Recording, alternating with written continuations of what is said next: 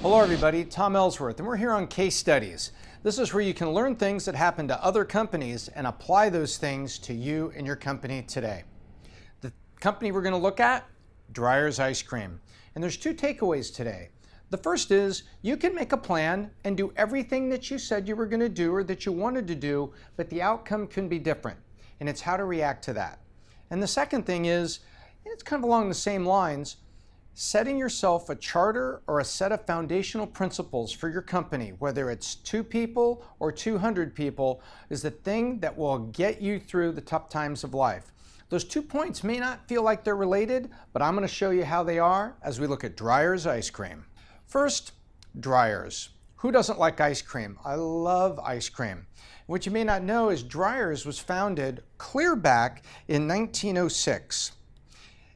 William Dreyer was a galley boy on a ship, which is kind of a cook's helper, and he basically invented ice cream on a cruise ship.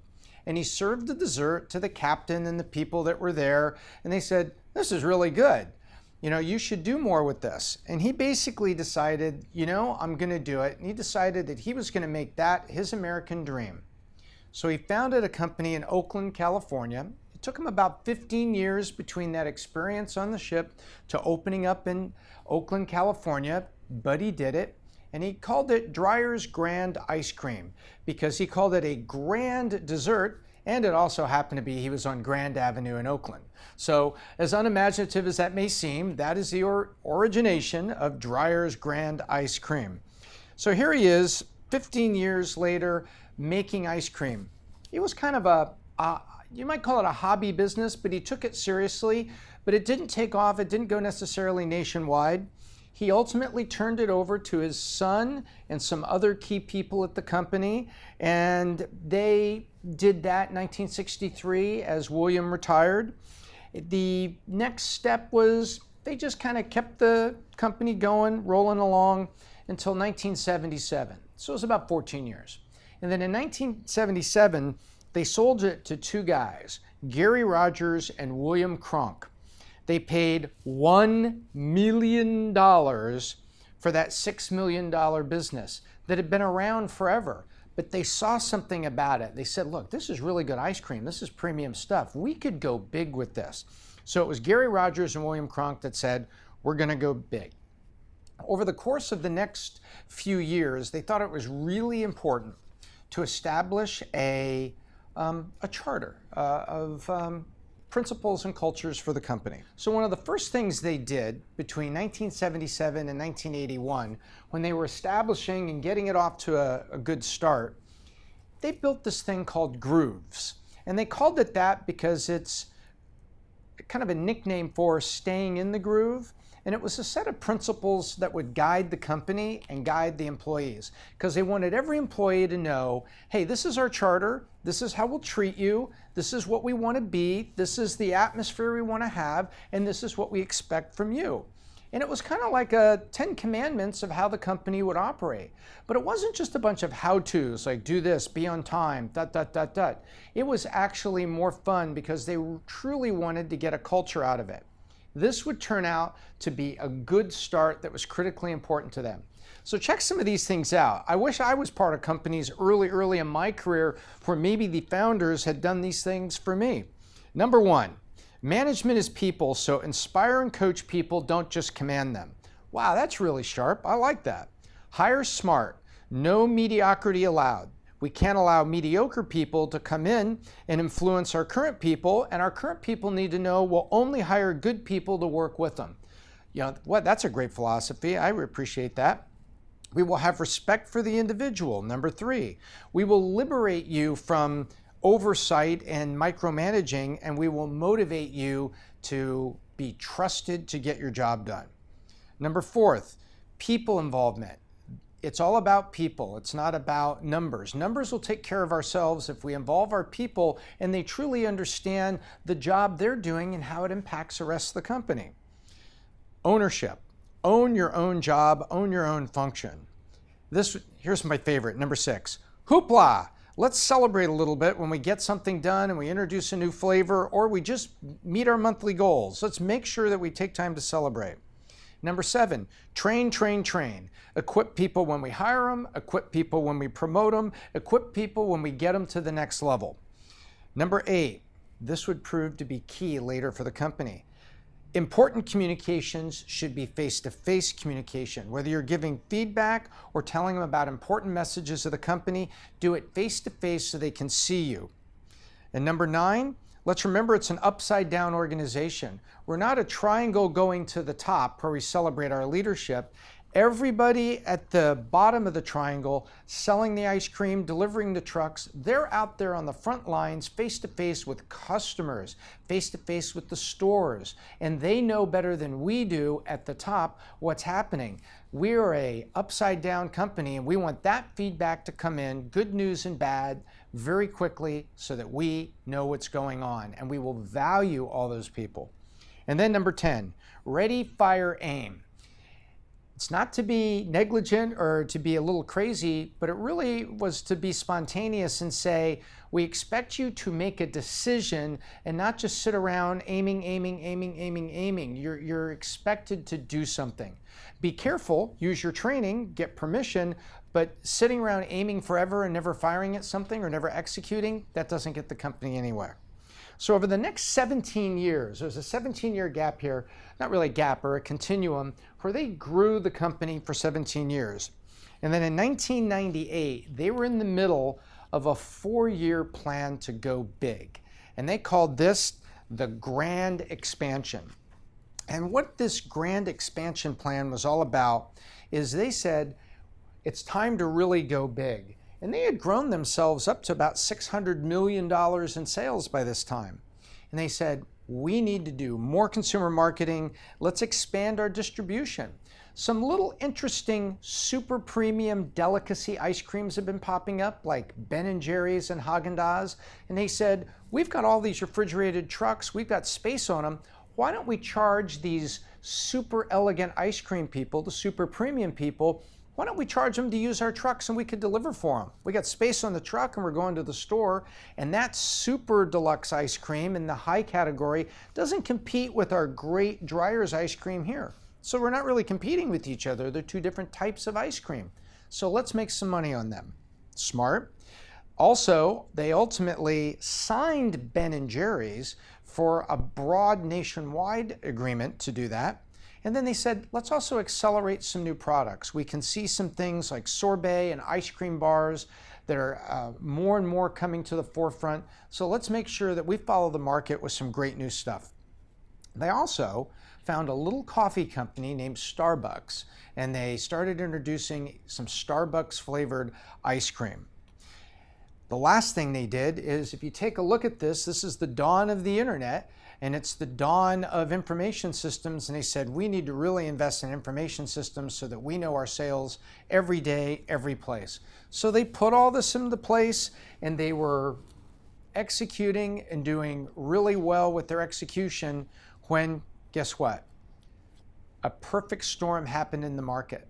So they had made this grand 4-year plan from 94 to 98, and then in 1998, a ton of things happened to them that they didn't cause, but they had to react to. First, dairy products and butterfat, which is the core ingredient of ice cream, the prices shot way up. So they were having to pay these higher prices from the farms for the butterfat. Also, a competitor, Dreyers, which was owned by a giant conglomerate, started aggressive price promotions and coupons and fighting for the grocery store space. They had never seen that kind of fight before. So Dreyers fighting with Dreyers. Then they started some years before with some low-fat products and some sherbet products that had less sugar in them. And for some reason in 1998, the American consumer lost interest in healthy ice cream. Now, as we look some 20 years, 30 years later, it is kind of shocking, I think, to think that at one point in time you have healthy ice creams that people were passing on because they wanted the real good stuff. Well, nonetheless, that's what was happening then. And so that also hurt what they had done, perfect launches of some new products. And then a big hit. Ben & Jerry's called them and said, you know what? We don't need you distributing us for anymore. We're going to figure some things out for ourselves, and we don't need you. Now that was huge because that was a big and important partnership, and it came out of the blue. They were delivering on time, they were doing everything right, but Ben & Jerry's just said, you know what, we're going to do some other things, we're going to do it ourselves. And lastly, one of the founders came down with a brain tumor. He would survive, but he was out of actions for months as he got treatment and was in the hospital and then recovering at home. None of these had anything to do with the plan that they had put together and done so well. So the moral of the story there is you can execute a plan perfectly and there can be a perfect storm that follows you or unintended consequences, and you need to be ready for it. Dreyers could have done one of two things. Going, oh man, we did the plan, we did it perfect, we had everything going in here. But instead they said, you know, the same brains that helped us make this plan the first time, guess what? We're going to make a plan B and we're going to get out of this. So basically, they had a whole different attitude about it. They said, let's go to Lake Tahoe with our key people. And they brought them up to the summit in Lake Tahoe. And the first thing they did, they said, let's look at the facts and let's the facts talk to us, and don't deny the facts and don't try to explain them away. It's not anybody's fault in the room, but let's look at all these facts and react to them by not trying to convince ourselves that something other than the truth is going on. So they didn't go into denial, and they didn't try to, convince themselves what they're seeing is not what the truth was. They realized they needed to do two things. They had spent money on healthy products and those change, so they were going to have to reorganize that. They had all these trucks and this distribution system, and all of a sudden Ben & Jerry's didn't need them anymore. They were going to have to consolidate that and do a little financial reorganization of that. They put together a multi-point plan, and they said, this is what we have to do. And one of the things they said, we need to go back to grooves, because grooves was that charter of things that keep everyone in the groove, that this is how we'll act, this is how we expect people to act. And one of them was face-to-face communications. And they had grown huge between the time they made that and 17 years later, but they were still following it. In the week after the meeting in Lake Tahoe, they did what they needed to do with the investors and the stock market. They told them what happened and they gave them the details. In the 7 days from completing those meetings forward, in those 7 days, they dispatched all the company's senior executives and they spoke to every person in the company on a face-to-face basis. And they said, hey, the tenets of grooves is we communicate good news and bad news face-to-face because we care about you.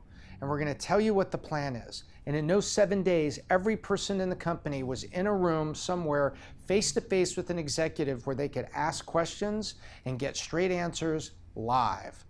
Well, one of the things they had to explain was there would be some layoffs. There would be some changes because these were big hits we took, even though we did everything we thought we should of the plan. But we're going to revise the plan and we're going to come back even stronger. So what they concluded was that they had the support of their employees. They said, everybody really trusted us. They believed it.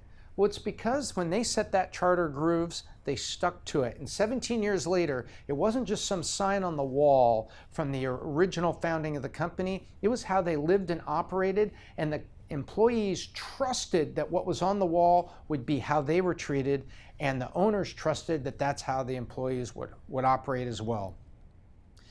There is a happy ending that happens here. 2 years later, they had pushed sales up to $1.1 billion as they followed their restructuring plan, and they introduced more heavy cream, elegant, high-end ice cream products because that's what people wanted to eat. They brought that out and they drove it to here. And that also got the attention of another company that sells a lot of things for us with a sweet tooth, Nestlé. And Nestlé came and paid $2.4 billion for Dreyers in 2002. So from a crisis in '98, they have a great finish. And the great finish that they owed the success to, yes, we made a good plan. Yes, we put it together. But the employees that were with us were needed to execute that plan. And because that charter that had set the culture and we had been loyal to that, the culture made sure the plan was completed. Without the culture, they all believe they could not have had this level of success. And with a great plan, without the loyalty and the trust of people, they could have lost good employees here that said, well, if the company's in trouble, I'm just going to work somewhere else. And that would have been a normal reaction. So that's the story of Dreyers. And the two things I gave you at the beginning are the two things that are true now. When you start your company, whether you've got 4 points or 10 points, establish a culture for your company, what you're going to stand for, how you're going to treat your employees, and what you expect from them, and then live to it. And then when you execute your plans and things don't go perfectly at the end, you did everything you thought you should, but you get a different result, or the economy or something gets you in a storm, that charter, if you've been loyal to it, the most valuable asset that you have is your people, and those people will trust you so you can react together and you can build a plan B and move forward. Well, that's the Dreyers case study. I'm Tom Ellsworth, and now I need the custom pillow. There we go. Please subscribe here to Valuetainment, where you can see more case studies as well as great content for the entrepreneur, the best content for entrepreneurs on the internet, featuring Patrick Bet-David.